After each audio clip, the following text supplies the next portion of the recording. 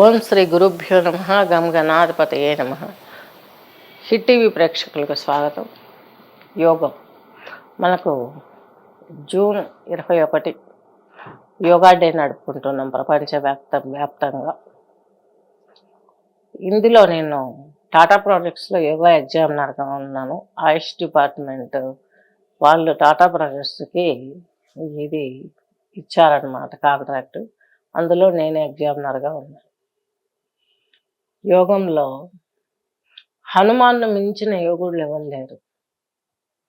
హనుమాన్ ఈ నెక్స్ట్ వచ్చే మన్వంతరానికి బ్రహ్మదేవుడు ఆయన అవుతాడు. బ్రహ్మ కలియుగంలో గొప్ప శక్తి ఏది ఉందంటే హనుమత్ శక్తి.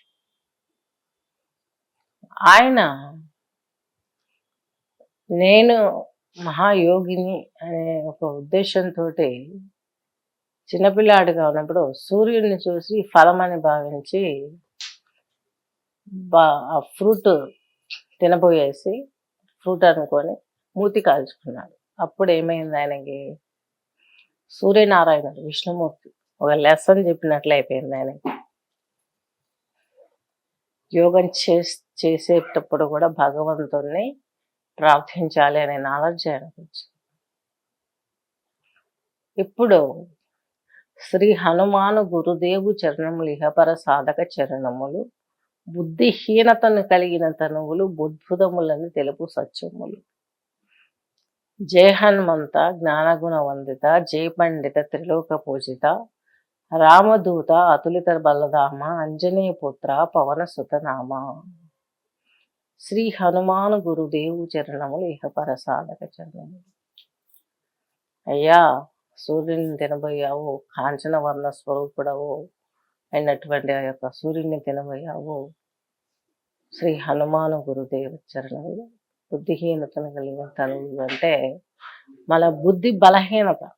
దేవుడు ఏం చెప్పాడు, ఉన్నప్పటి నుంచి యోగా చేసుకుంటూ నీ 5th ఇయర్ నుంచే మనిషి ఎడ్యుకేట్ అవుతూ సామాజిక ఎడ్యుకేషన్ కూడా నేర్చుకుంటూ దైవాన్ని మరవకుండా ఉన్న వాళ్ళే ఏకపత్ని వృత్తులే అఖండమైన బ్రహ్మచారులు. అదే యోగ దీక్ష. అలాగే దైవ నామస్మరణ. అప్పటి నుంచి ఆయన దైవ నామస్మరణ చేసుకుంటూ వాయుపుత్రుడు కాబట్టి ప్రాణాయామాలకు అది శక్తినిస్తుంది. హనుమాన్ చాలీసా చేస్తే, హనుమాన్ చాలీసా చేసిన వాళ్ళకి ప్రాణాయామ శక్తి పవర్ పెరుగుతుంది, రెట్టింపు అవుతుంది. పవనసుత రాముడు కదా ఆయన, వాయుపుత్రుడు కదా. రామ సుగ్రీవుల మైత్రి గొలిపి, రాజపదవి సుగ్రీవు నిలిపి, జానకీపతి ముద్రిక దోడుకొని జలది లంఘించి, లంక చేరుకొని సూక్ష్మ రూపమున సీతను చూచి, వికట రూపమున లంకను గాల్చి, భీమ రూపమున అసురులను చంపి రామకార్యమును సఫలం చేసిన ఈయన యోగ శక్తితోటి అయోధ్యవాసి రాముడు, మూలాధారంలో లంక, రాక్షసులు దయ్యాలు ఆమె దగ్గర ఉన్నాయి. మరి అమ్మవారు అక్కడికి వెళ్ళిపోయింది. అక్కడ బలాత్కారంగా రావణాసురుడు తీసుకెళ్ళాడు. ఇక్కడ చిన్న ట్విస్ట్ ఉంది. ఇక్కడే జన్మల స్థానం ఉంది. ఈ యొక్క మూలాధార స్వాదిష్టాన చక్రాల దగ్గరనే యూటర్స్ ఉండడం, సంతానం కలిగేది. అమ్మవారు తన సంతానము ఈ యొక్క తమోగుణ సాత్విక గుణాల తమోగుణానికి రజోగుణానికి బలైపోతూ ఉంటే వాళ్ళని సరిదిద్దడానికి వాళ్ళకి సేవలు చేసుకుంటూ ఆమె శుష్కించిపోయి అక్కడ ఉంది ఆ రాక్షస మాయల చేత మన ప్రభు ద్వారా. ఆమెను తీసుకురావాలంటే ఈయన యోగం పెంచుకోవాలి, దైవనామస్మరణ పెంచుకోవాలి. రామనామాన్ని మాత్రమే భక్షిస్తున్నాడు ఆయన. పలహారాలు తింటూ రామనామస్మరణ ప్రతి సెకండ్ రామనామస్మరణ. ఈయన రామ సుగ్రీవులకు మైత్రి కలిపి సుగ్రీవుని చంపించిన తర్వాత వాలిని ఆ సామ్రాజ్యానికి అప్పచెప్పి అక్కడి నుంచి అమ్మవారి ముద్రికను తీసుకొని జలది లంఘించి లంక చేరుకొని ఈ యొక్క సీతను కనుక్కొని ఆమెకు ముద్ర ఇచ్చి ఆమెకు ఓదార్పిచ్చి ఆమె దగ్గర ఆమె ఇచ్చినటువంటి చూడమని తీసుకొని మరలా రాముని దగ్గరికి వస్తాడు. ఈయన ఇక్కడ సీత జాడగోని వచ్చినది కానీ శ్రీ రఘువీరుడు సంతసించి పరమాత్ముడు సంతసించాడు. ఎవరు? తన శిష్యుడు ఎదిగినందుకు, జ్ఞాన మార్గానికి తన శిష్యుడు వచ్చినందుకు, హనుమంతుడు వచ్చినందుకు ఆయన ఆనందించాడు. అమ్మవారి చూడమని చూడగానే సంతోషించాడు. ఇంత గొప్పవంతుడయ్యాడా? జలది లంఘించి యోగ విద్యలో ప్లావని విద్య వస్తే కానీ అలాంటి పనులు చేయగలరు. అటువంటిది ఆయన ఆకాశ మార్గంలో వెళ్ళేసి ఆ యొక్క జలదిని లంఘించాడు. జస్ట్ లైక్ హెలికాప్టర్ విమానం లాగా చేశాడు ఆయన. అంత సాధన చేశాడు. సీత జాడగను వచ్చి నిన్ను గని శ్రీ రఘువీరు కవిట నిన్ను కొని సహస్ర రీతుల నిన్ను కొని ఆడగా కాగల కార్యం నీపై నిడగా. పిల్లలందరూ ఇక కిందికి ప్రయాణం అవుతున్నారు. ఎవరు పిల్లలు? వానర సైన్యము, రామరాజ్యంలో ఉన్నటువంటి వాళ్ళ అయోధ్యవాసులు కొందరు, తెలిసిన వాళ్ళంతా కూడాను రామునికి సహాయంగా వెళ్ళారు. ఈయన దక్షిణం వైపు ఇంకా ప్రయాణం కట్టాడు రాముడు సీతను తీసుకొని రావడం కోసం. సీతను తీసుకురావడం అన్నది ఆయనకి ఎంత పని? చిటికెలో పని. ఆయన వచ్చినందుక ఎప్పుడో కృతయుగంలో విజయులు వైకుంఠాన్ని వదిలిపోవాలని సనకాదులు పెట్టిన శాపానికి రెండవ అవతారం. ఫస్ట్ నరసింహ అవతారంలో హిరణ్యాక్షులను సంహరించాడు. ఇక్కడ రావణ కుంభకర్ణుల రూపంలో ఉన్న వాళ్ళను సంహరించి వాళ్ళకు మోక్షాన్ని ఇవ్వాలి, మళ్ళా వైకుంఠ ద్వారపులుగా తీసుకోవాలి. అందుకోసం వాళ్ళకు తెలిసిన మూర్ఖుడు రావణాసురుడు అని మనకుంది, సామెత కూడా ఉంది.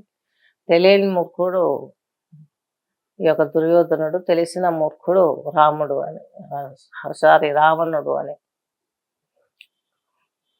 దీనికి ఈయన ప్రయాణమయ్యాడు వాళ్ళను ఉద్ధరించటానికి. అలాగే అందరూ అనుకున్నట్లు రావణాసురుడు తెలిసిన వాడు కాబట్టి ఆమెను తచ్చేలా భూమితో సహా లేపి తీసుకుపోయాడు. ఎందుకు? తల్లిలాగా భావించి. ఇప్పుడున్నట్లు PCOD, యూట్రస్ ప్రాబ్లమ్స్ ఇలాంటివి ఆ తల్లి ఆ రోజుల్లో సంతానం వివాహం అయినప్పుడే తొందరగా కలగకుండా ఈ ప్రాబ్లమ్స్లలో ఉన్నది. రావణాసురుని దగ్గర ఉన్నటువంటి అశోకవనములో ఆ మొక్కల శ్వాసకే ఆమెకు ఆ ప్రాబ్లం క్లియర్ అయ్యేది ఉంది. అందుకనే ఆమెకు అక్కడి నుంచి వచ్చిన తర్వాత ప్రెగ్నెన్సీ వచ్చింది. మళ్ళా చాకలి వాడి నోటి దురుస్తోటి మరలా ఆమె అరణ్యవాసం వాసి లవకుశులను పెంచి కొద్ది సంవత్సరాలు భూగర్భంలోకి వెళ్ళింది. సీత అంటే ఎవరు? లక్ష్మీదేవి అంటే ఎవరు అంటారు? ప్రత్యక్ష సూర్యవంశంలో పుట్టినాడు రాముడు. ఆయన సూర్యనారాయణమూర్తి అంశనే రాముడు. భూదేవి నాగలి దున్నుతుంటే భూదేవిని ఈయన జనకుడు సీతాదేవి పెట్టెలో కనిపించింది అంటారు. పెట్టెలో ఏం కాదు, భూమే ఆ రూపంలో పుట్టింది ఆయనకు భూదేవి. అక్కడ రావణుడు రాగానే ఈమె పతిగా సతిగా వచ్చేసింది, భారీగా వచ్చేసింది, జన్మించింది. ఇక ఈ సైన్యాన్ని అంతా తీసుకొని పోయేటప్పుడు శాకిని, డాకిని, హాకిని, రాగిని, ఈ దుష్ట ప్రేతాలు ఉంటాయి ఒక్కొక్క చక్రాల దగ్గర. ఈయన చేసే నామస్మరణకి అవి దడుస్తూ ఆయనకు మార్గాన్ని ఇస్తాయి. మామూలుగా మూలాధార నుంచి సాధన చేస్తే ఇప్పుడున్న ప్రపంచవ్యాప్తంగా ఉన్న అన్ని బుక్స్లలో మాదిరే ఒక మాస్టర్ CVP యోగంలో కాక మిగతా ప్రతి చోట కూడా మూలాధార నుంచి పైకి లేపంటారు. చచ్చిపోవడం ఖాయం, జనం కృష్ణబిలంలోకి వెళ్ళిపోతారు అంతే. ఇంకా జనం ఎప్పుడు ఉంటుందో కూడా తెలియదు. అట్లాంటి దుష్టశక్తులను సంహరించుకుంటూ కిందికి వస్తున్నాడు సైన్యాన్ని తీసుకొని రాముడు. ఈ యొక్క హనుమ సహాయం తీసుకొని రామసుగ్రీవులను కలిపి ఇలా చేశాడు. ఇక్కడ రామసుగ్రీవులను కలిపి సీత జాడకనం వచ్చినటువంటి ఆ రాముణ్ణి, ఆ హనుమని కౌగిట్టుకుని సహస్ర రీతలు కొనియాడి నీపై సకల బాధ్యతలు ఆయన పైన అప్పచెప్పి ఇంకా సంగ్రామానికి వస్తున్నారు. అలాగే రామలక్ష్ముల సీత జాడక వచ్చిన కలిసి రఘువీరుడు కౌగిట్టుకొని సహస్ర రీతలు నేను కొనియాడగా కాగల కార్యం నీపినడగా వానర సేనతో వారధి దాటాడు హనుమ. లంకేష్ను తలపరిపరి హోరు హోరున పోరు సాగిన అసురసేనను ఉల్చిన శ్రీ హనుమాను కీర్తన ఇహపర సాధక చరణం. సంజీవి తెచ్చిన ప్రాణప్రద లక్ష్మణ మూర్ఛిత రాముడు అడగా సంజీవి తెచ్చిన ప్రాణప్రదాత సీత ప్రాణప్రదాత శ్రీ హనుమాను గురుదేవు చరణం ఇహపర సాధక చరణము. ఆ యొక్క లక్ష్మణుడు మూర్చబడితే సంజీవి మొక్కను తీసుకొచ్చి ఆయనకు ప్రాణం పోశాడు. తర్వాత ఈ యొక్క సుగ్రీవునికి సహాయంతో వీళ్ళందరి వానరసేనతో సహాయంతో యుద్ధం చేస్తూ విభీషణునికి లంకార సామ్రాజ్యాన్ని పట్టాభిషేకం చేశాడు.